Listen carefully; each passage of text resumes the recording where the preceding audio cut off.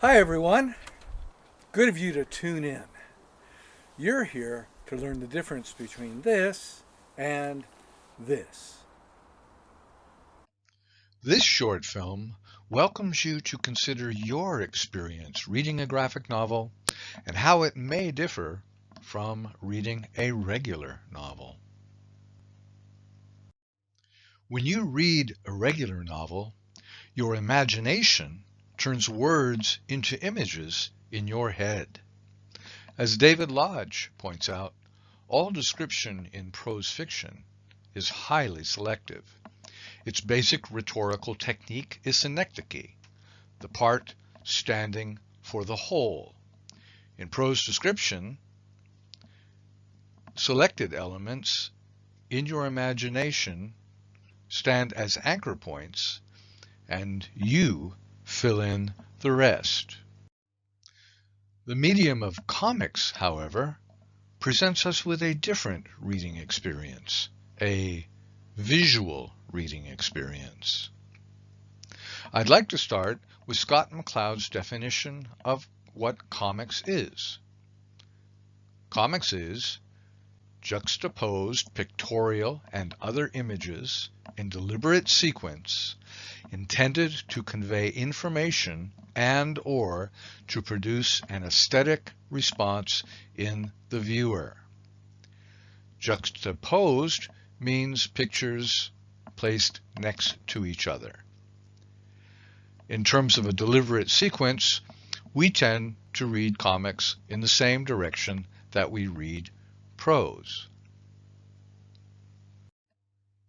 This short comic strip of Nancy is composed of 3 frames, and in between the frames we have what is called the gutter, and the frames are filled with images. The space between the frames, the gutter, is a place that we have to provide in our imagination a connection. We have to imagine what happens between when Nancy complains about reading social media makes her grumpy, and her mom suggesting that she go outside, and her finally going outside. Did you notice how basic and almost crude the drawings in the previous comic strip were? This is done deliberately.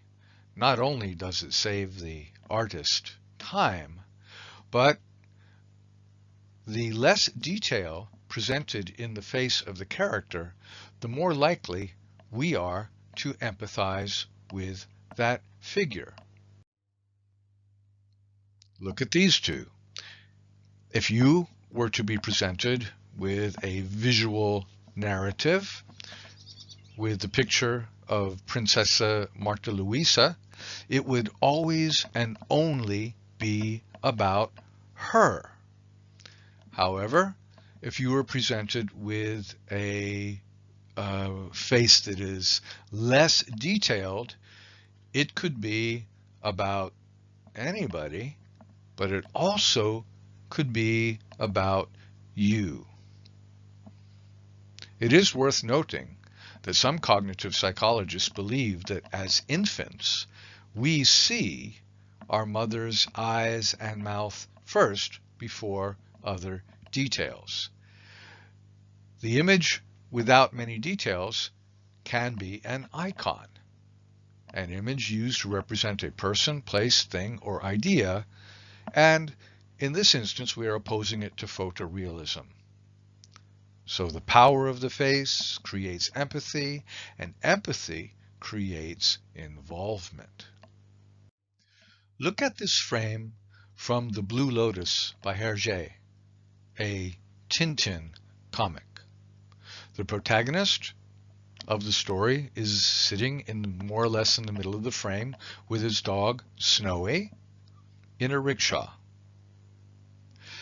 The gentleman in the foreground on the left-hand side is drawn with 17 specific lines to characterize his face. The rickshaw driver, his face is drawn with 12 lines, plus a set of upper teeth. The protagonist, Tintin, however, is characterized with only 6 lines. In the regime of Scott McCloud, this means that we would have more empathy for this character. There are other techniques that draw us into the narrative of a graphic novel. On the left-hand side is a page from Alison Bechtel's Fun Home. The simple drawing style, very basic, looks like a young woman has drawn it. This adds a degree of authenticity to the presentation. Compare that with this action scene from Marvel's Civil War, Volume 2.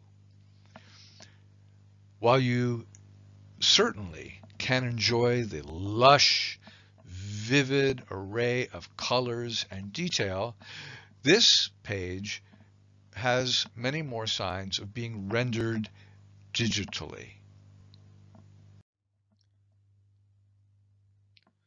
I'd like to close this short presentation by focusing on a couple of images from Alan Moore's Watchmen. On the basis of Scott McCloud's theory of being more involved in an iconic representation, which character do you think Alan Moore and Dave Gibbons intended us to empathize with?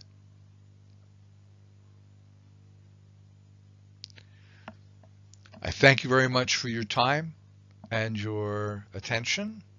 I hope this has been interesting and helpful to you.